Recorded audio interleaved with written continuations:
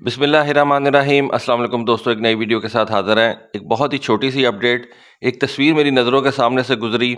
Iran का एक SU-22 fitter जहाज़, ये बेसिकली उस वक़्त का जहाज़ है जब रशिया के अंदर दो कंपनीज हुआ करती थी, एक मिग और दूसरी सुकोई।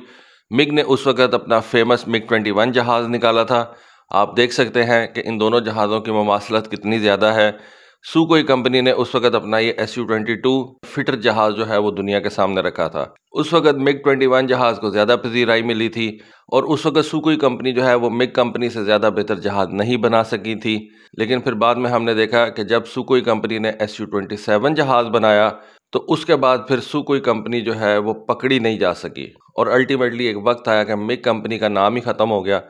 अब मिग कंपनी सिर्फ इन जहाज़ों के अंदर ही जो है वो ज़िंदा है। बाकी इस वक्त बेसिकली रशिया के अंदर सिर्फ अब एक ही कंपनी है। खैर उन्होंने दोनों कंपनीज को मर्ज कर दिया था, ये तो खैर आज का हमारा टॉपिक नहीं है। लेकिन ये जो ईरान की तरफ से एक तस्वीर सामने आई है, इसमें देखा जा सकता है कि ईरान के SU-22 जहाज़ के आगे बहुत से वेपन्स जो हैं वो पड़े हुए हैं।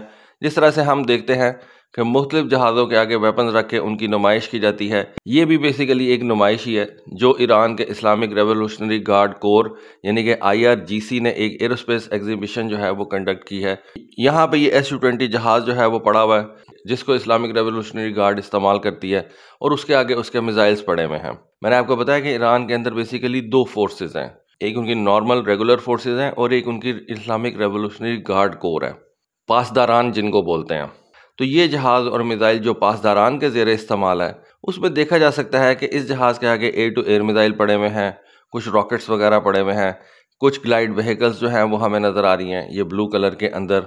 उसके अलावा अगर पीछे थोड़ा सा देखें तो आपको लेज़र गाइडेड बॉम्ब्स जो हैं वो नज़र आ रहे हैं।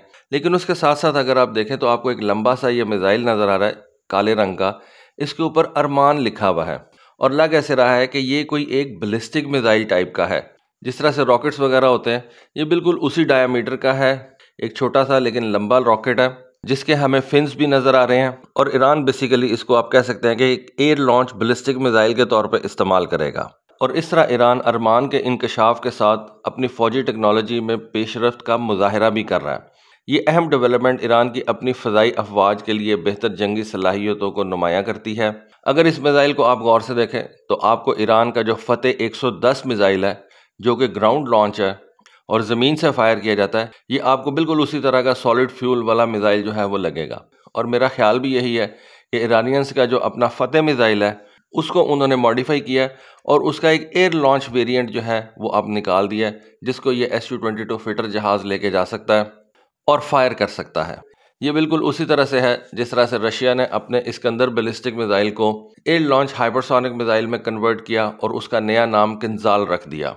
आजकल बेसिकली ये जो फोर्सेस है ना, वो काम भी बिल्कुल ऐसे ही कर रही हैं कि एक मिसाइल एक फोर्स के लिए तैयार किया जाता है और बाद में उसको दूसरी फोर्स जो है वो अडेप्ट कर लेती है और थोड़ी सी मॉडिफिकेशन के बाद उसको अपने मकसद के लिए इस्तेमाल करती है। तो ईरान ने भी अपने इस ग्राउंड लॉन्च वाले फ़तेह मिसाइल को थोड़ा सा मॉडिफाई किया और अपनी एयर फोर्स के हवाले कर दिया। तो दोस्तों ये थी एक बहुत ही छोटी सी अपडेट लेकिन इंपॉर्टेंट अपडेट थी, सोचा आपके साथ शेयर करूँ। होपफुली आपको आज की वीडियो, आज की इन्फॉर्मेशन पसंद आई होगी। कमेंट सेक्शन में अपनी राय से ज़रूर आगाह कीजिएगा। आज के लिए बस इतना ही। Thank you. अल्लाह हाफिज़।